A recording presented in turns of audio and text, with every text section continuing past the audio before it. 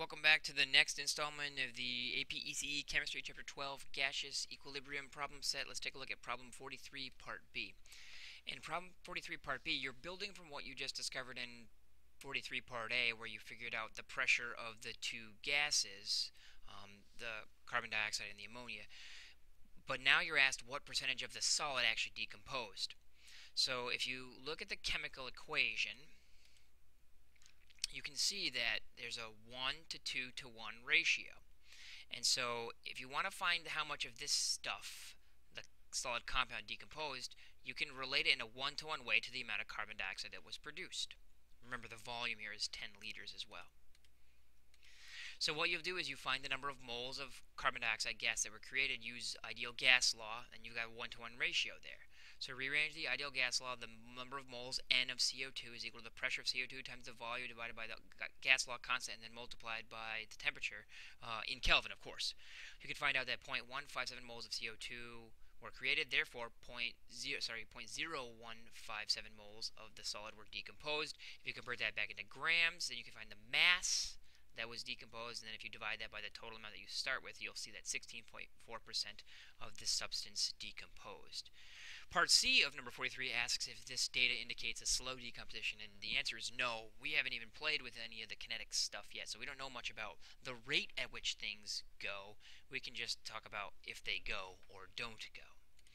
Let's take a look at problem number 45.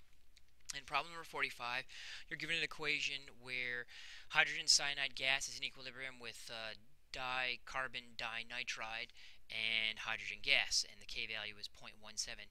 You're asked to find the equilibrium pressures of each of the gases if it starts out at 0.45, 0.32, and 0.32 respectively.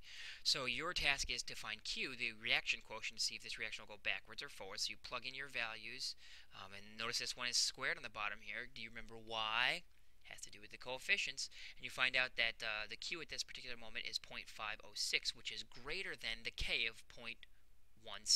So this reaction will actually proceed backwards. So this is not what we're used to. You're going to get minuses in your products and a plus in your reactants.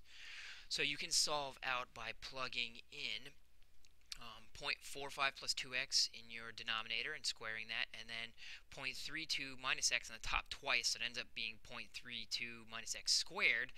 So then you can actually do the square root of both sides, and it'll take this squared numerator and make it just 0.32 minus x, and the squared denominator and make it just 0.45 plus 2x, and it'll equal the square root of 0.17, which is 0.412.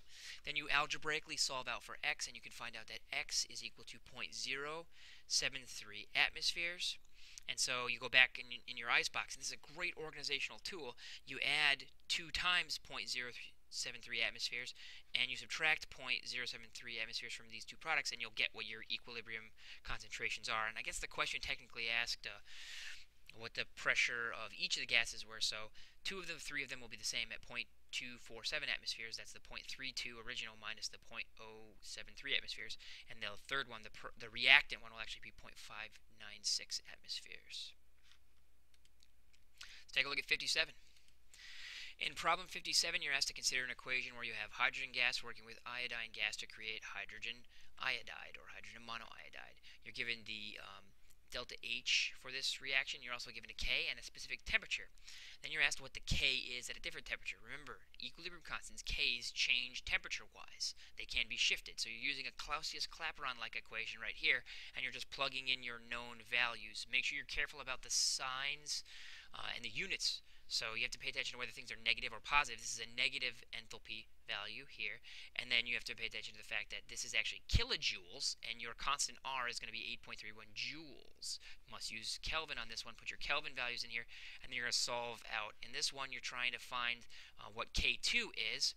So you will have to do E function of this to cancel out your natural log, and you can solve out the E of 5.59 will get you a K value of 98.2. Notice this K value is increased when the temperature goes up. The K value in this particular one increases as well.